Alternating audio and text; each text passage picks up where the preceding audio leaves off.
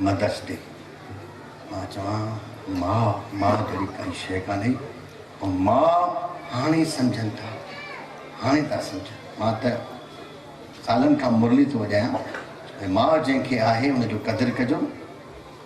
सालनि खां मुरली हाणे आया आहिनि क्रिकेटर, मां बि ॾिठो 3 फेमस क्रिकेटर। उनखां माण्हू पुछनि था पहिरीं मां जो पंहिंजो नालो छो विझाए थी, चएसि मां पहिरियों पीउ जो विझाईंदुमि तॾहिं त न पुछो, हाणे मां जो विझाए वठो थो पुछे।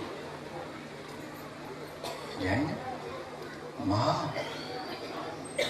त वॾो रोल मां जो आहे। पीउ जो रोल आहे पर मां जहिड़ो रोल पीउ जो न थी सघे।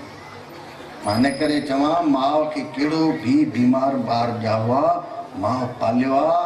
हिकिड़े जी मां मरी वई ॿार ॼणे पीउ पालेसि पियो। बिल्कुलु टीवीअ में समाचार आयो 4 महीने खां पोइ उन ॿार खे घुटो पीउ ॾेई छॾियो, मारे छॾियो। मां कॾहिं ॿुधी अथव पंहिंजे ॿार खे मारे? माउ खां वॾी काई शइ कान्हे। हाणे ॾिसां थो मदर्स डे ते ॿार माउ जी आरती पिया कनि ऐं वॾो गानो पियो हले।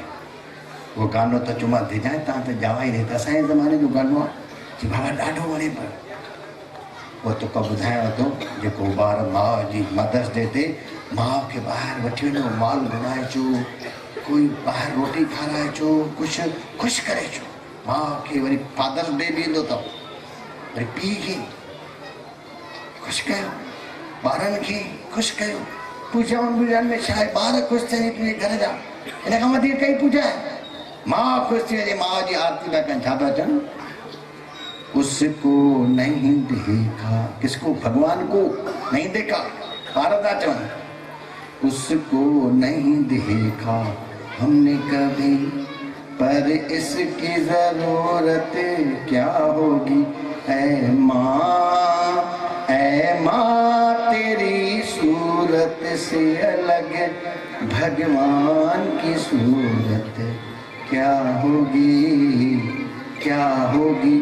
उसको नहीं, भगवान को नहीं देखा।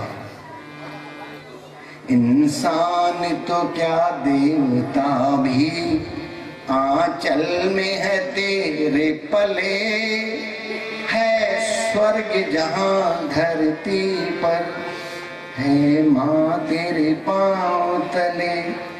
ममता ही लुटाए जिसके नयन, ओ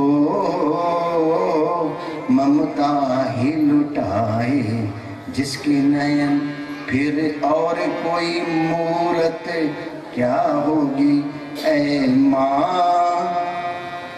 माँ तेरी सूरत से अलग भगवान की सूरत क्या होगी।